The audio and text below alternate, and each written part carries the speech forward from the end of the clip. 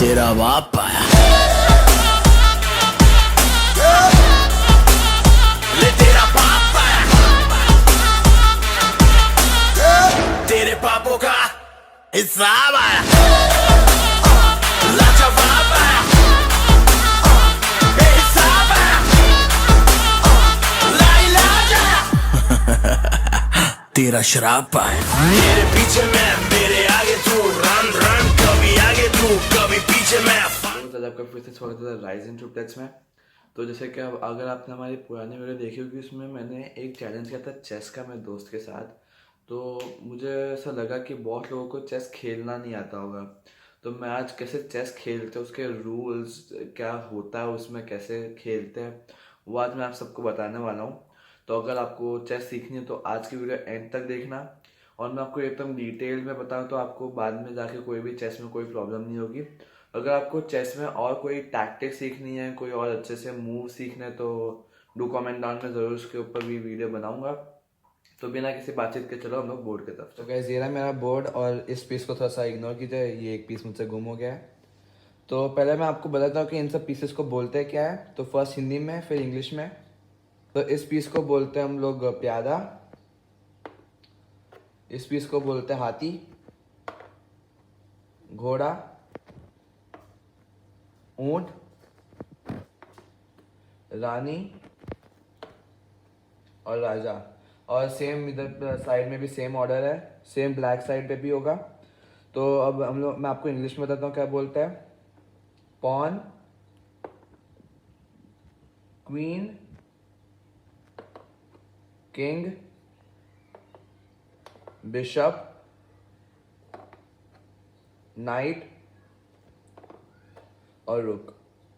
Okay, तो अब मैं आपको बताता हूँ कि ये पीसेस कैसे मूव होता है। तो फर्स्ट हम लोग पॉन से शुरू करते हैं। पॉन की मूवमेंट होती है फर्स्ट, अगर फर्स्ट मूव कर रहा है पॉन तो वो 2 स्टेप या फिर से 1 स्टेप, वो अब जो चल रहा है उसके हिसाब से है। और अगर उसने एक बार मूव कर दिया 2 स्टेप तो उसके बाद एक ही स्टेप, और भले उसने स्टार्टिंग में भी 1 स्टेप ही यूज़ किया तब भी उसे 1 स्टेप से ही करना पड़ेगा। मतलब अगर उसने एक बार अपनी चाल कर ली तो वो अपना सिर्फ एक ही बार मूव कर सकता है, उसके बाद एक एक स्टेप। और उसका किल पैटर्न थोड़ा डिफरेंट है। जैसे कि इधर पे एक पॉन है, फिर कोई भी इधर पे डिफरेंट पीस है, और इधर पे पॉन है, तो वो डायगोनल कैप्चर करता है। स्ट्रेट नहीं, अगर स्ट्रेट हुआ तो वो मूव ही नहीं करेगा, वो मूव नहीं कर पाएगा, ना ही किल कर सकता। तो अब हम लोग नेक्स्ट पे बढ़ते हैं। ओके, तो गाइस अब हम लोग बात करेंगे रुक। तो रुक एक्चुअली वर्टिकल और हॉरिजॉन्टल, मतलब वो वर्टिकल जा सकता है और हॉरिजॉन्टल जा सकता है। और उसका किल पैटर्न है जैसे कि अगर कोई भी इधर पे सपोज इधर पे एक पीस है तो जाके डायरेक्टली किल कर सकता है, या फिर सपोज इधर पे पीस है तो इधर पे डायरेक्टली जाके किल कर सकता है। मगर अगर पीस इधर पे है तो वो किल नहीं कर सकता, क्योंकि ये अब हो गया डायगोनल, ना ही ये हॉरिजॉन्टल है, ना ही ये वर्टिकल है। गाइस अब हम लोग बात करेंगे नाइट के ऊपर।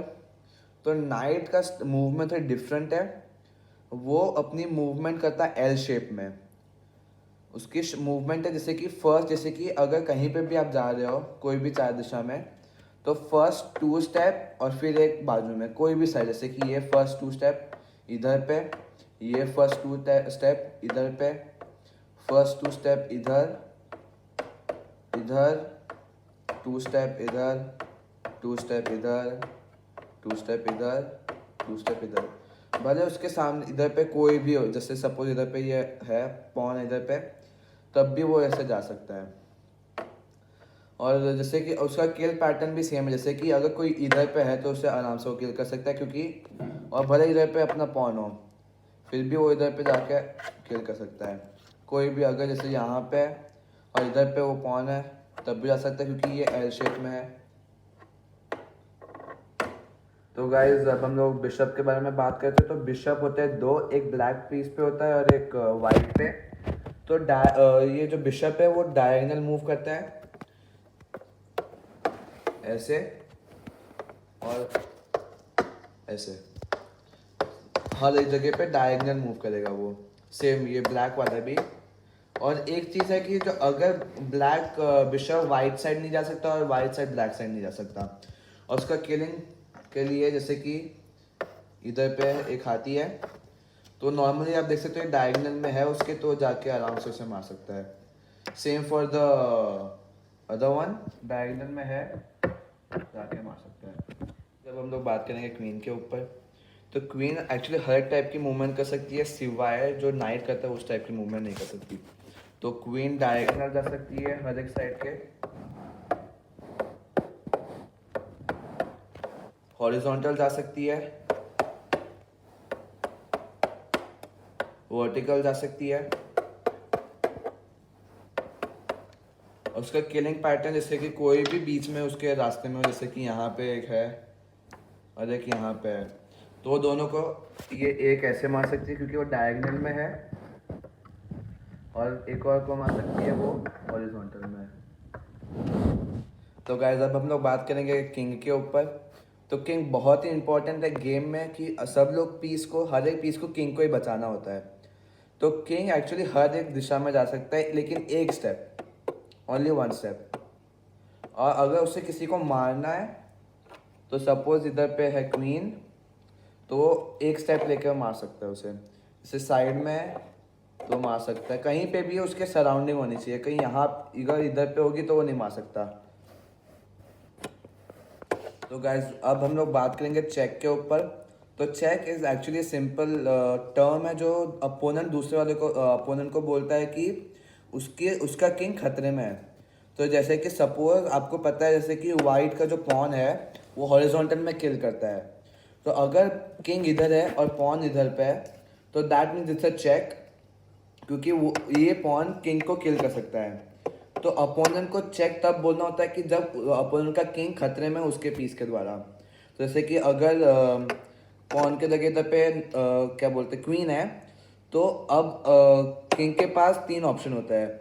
एक है क्वीन को मारना, जो आपको वो किंग को थ्रेट कर रहा है उसे मारना, या फिर कोई और पीस से उसे ब्लॉक करना, जैसे कि आप देख सकते हो अब मैंने ये नाइट से ब्लॉक किया है चेक को। और दूसरा है कि किसी और पीस से उसे मारना, जैसे कि इधर पे नाइट है, इधर पे क्वीन है, तो ये नाइट इसे मार सकता है। तो गैस अब हम लोग बात करेंगे चेकमेट के ऊपर। तो checkmate is simple term which is used कि अब अपोनेंट के किंग के पास कोई ऑप्शन नहीं है, उसे मरना ही मरना है। तो checkmate is the last step of the game.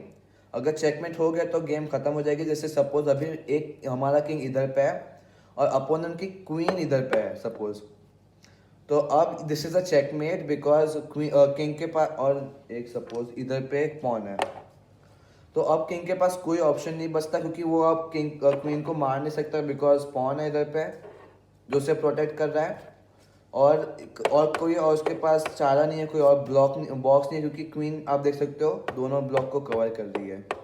तो this is just a checkmate, और गेम वाइट जीत जाता है। गाइस अब हम लोग बात करेंगे स्टेलमेट के ऊपर। Stalemate is a thing which is like अगर जब चेक ना हुआ हो, जैसे कि अभी मैंने इधर पे रुक को रखा, this is a stalemate because अभी चेक भी नहीं लग रहा है कहीं से, पर किंग के पास और कोई मूव नहीं है कि वो चल सके, जैसे कि यहाँ पे नहीं जा सकता क्योंकि उसकी क्वीन है, इधर पे भी नहीं जा सकता क्योंकि क्वीन है, सेम हियर, इधर पे भी नहीं, इधर पे क्योंकि रुक है, इधर पे भी रुक है, इधर पे भी रुक है, और इधर पे भी रुक है।